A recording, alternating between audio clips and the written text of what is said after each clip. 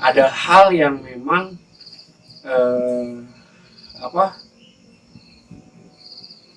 nggak tahu kebetulan atau memang itu faktor alam gitu. Jadi ketika botol kosong pas mau sampai di batas hutan antara kebun dan hutan gitu, itu tuh cuaca tuh cerah panas lah gitu. Tapi ketika pas mau nyampe ke arah kebun itu ngedadak cedem apa sih, gelap, mendung pokoknya.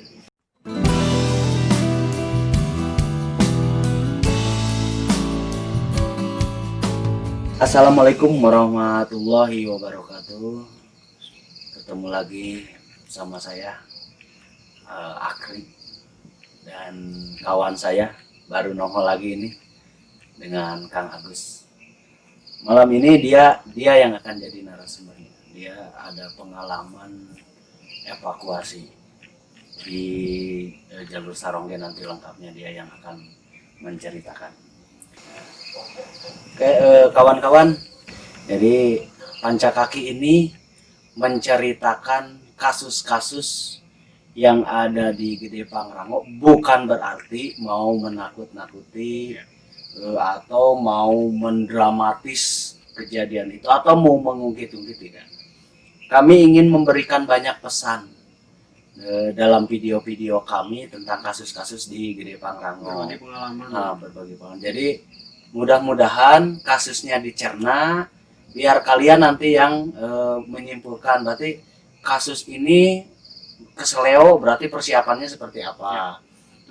Terjadinya kematian kasusnya banyak, ada yang kedinginan segala macam. Nah itu tinggal disiapkannya seperti apa. Mungkin itu Pancakaki menceritakan kasus-kasus di Gede Pangrango itu bukan berarti untuk apa gitu. Dari berbagi pengalaman ini mudah-mudahan ada pembelajaran lah ya, yang bisa diambil gitu. Oke, hari ini cerita yang mana, Kang? Oke, silakan. Oke, berkecimpung di Gede Pangrango, di Taman Nasional Gunung Gede Pangrango tuh dari 2001 kan. Sampai hari ini lah alhamdulillah. Jadi pengalaman yang mau dibagi malam ini tuh saya lupa tahunnya gitu, antara tahun 2004 apa 2005 gitu. Jadi ketika pas kita nongkrong di pos volunteer Gunung Gede Pangrango di jalurnya GPO di jalur Gunung Putri. Jadi teman-teman tuh di sana dapat laporan dari teman pendaki Bogor. Dia turun lewat jalur Sarongge. Jadi dia dari alun-alun. Kalau dari alun tuh nggak masuk ke kiri, nggak masuk ke Gunung Putri, tapi ke kanan, Batu Donggang. Kalau teman-teman yang sering atau pernah naik ke Gede Pangrango lewat jalur Putri, di alun-alun timur tuh ada situs Batu Donggang, batunya besar. Yang orang biasa suka ngebendangin tangan. Jadi spiritual kayak gitu. Ya gitulah. Nah itu ke arah ke bawahnya itu masuk ke Sarongge. Jadi temen masuk turun lewat situ. Jadi nggak langsung laporan ketika turun, sehari setelahnya baru laporan bahwa ketika dia turun lewat jalur Sarongge, dia menemukan sesosok jenazah lah. Jadi botol kosong. Jadi, tidak jauh dari Batu Donggang, sekitar ya 20 atau 50 meter lah ke arah Sarongge. Masih dekat berarti? Masih dekat, masih di atas. Jadi namanya si Kang Jeffrey kalau tidak salah, dia dari perkumpulan Garuda Nusantara, punyanya Mbak Uli Cigar, Bunda Uli. Dia laporan ke pos bahwa dia kemarin ketika saat turun menemukan botol kosong. Akhirnya sama tim volunteer sama petugas, data tersebut diolah. Akhirnya dapatlah keputusan kirim tim.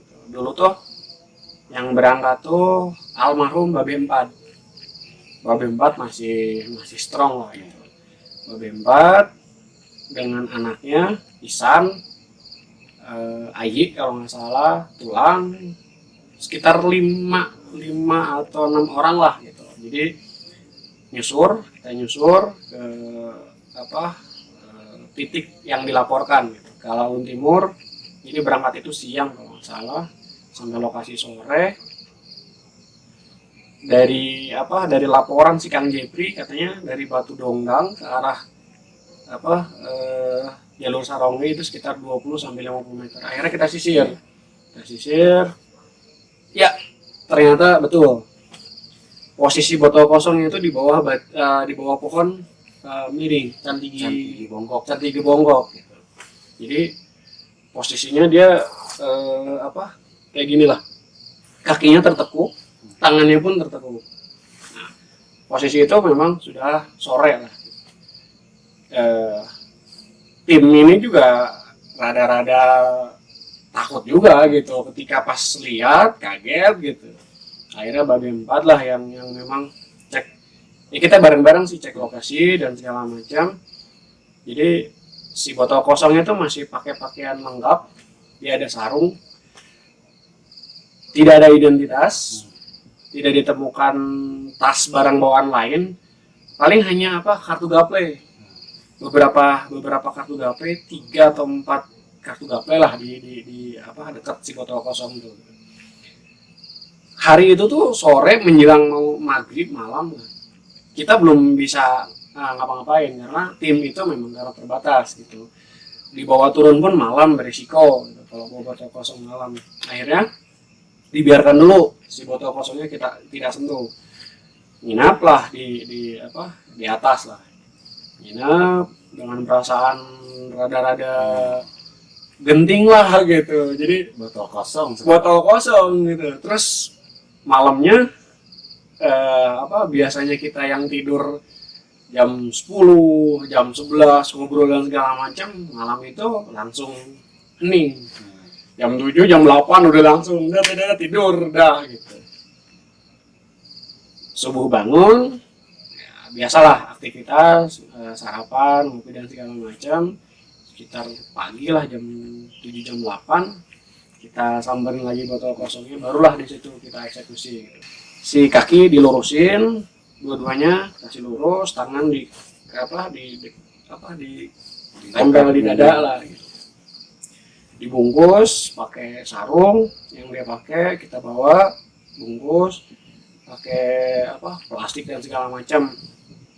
Nah, tim juga nggak langsung bawa, kontak lagi ke bawah. Jadi yang dari volunteer GPO kirim pasukan, yang dari PAL kirim pasukan, yang dari Evergreen juga kirim gitu. Jadi total lumayan lah, itu di atas 15 atau 20 orang gitu tim gitu. Jadi ketika sudah beres, dibungkus dan siap untuk dibawa, akhirnya gantian lah si botol kosong itu dibawa turun ke jalur Sarongge karena jalur yang terdekat ya. Karena kalau dibawa lagi ke Gunung Putri, naik lagi. Teman-teman udah bete lah kalau harus naik lagi dengan bawa beban. Akhirnya dibawa ke bawah lah gitu. Gantian. Nah, ada ketika di perjalanan tuh ada hal yang lucu. Jadi ketika anak Evergreen, siapa lah lupa namanya, ketika dia gotong posisinya turun, mungkin kepleset gitu. Begitu dia jatuh, si botol kosong juga ikut jatuh kan gitu. Ketika dia terlentar, nah si botol kosongnya itu di atas badannya dia gitu. Wah, dia teriak-teriak ya, karena kalau kondisi seperti itu dengan bawa botol kosong pasti bawaannya tegang ya, dan memang harus dicairkan dengan suasana. Akhirnya ya dapat momen kayak gitu, wah udahlah dibikin ketahuan, tapi bukan bercanda yang kelewatan lah gitu. Akhirnya sudah gantian istirahat, itu makan waktu sampai berapa jam ya, sampai di batas hutan 4 apa 5 jam lebih lah, sepertinya ya lebih lah. Nah, ada hal yang memang apa nggak tahu kebetulan atau memang itu faktor alam gitu.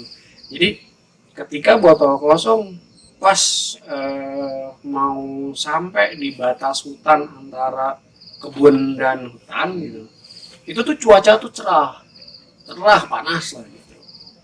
Tapi ketika pas mau nyampe ke arah kebun itu ngedadak cedem apa sih, gelap, mendung pokoknya hitam. Pas keluar kebun itu turun hujan, wah gede lah hujannya, sampai kayak yang ngikutin si hujannya itu bener-bener hujan gede lah. Itu lumayan, jaraknya lumayan lah dari batas hutan sampai ke titik jemput mobil ambulans sama mobil polisi. Itu lumayan jaraknya, itu sekitar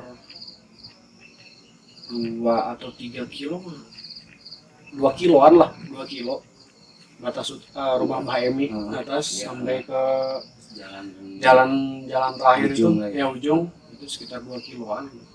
Jadi ketika pas si botol kosong nyampe masuk ke mobil ambulans langsung reda, si hujannya itu langsung reda. Jadi hujan reda, yang tadinya benar-benar gelap itu langsung berubah jadi terang gitu. Nah, kita sih belum ngeh dengan kondisi itu gitu, karena kita capek gitu. Tapi pas istirahat ngobrol, botol kosong sudah dibawa dengan ambulans sama mobil polisi gitu.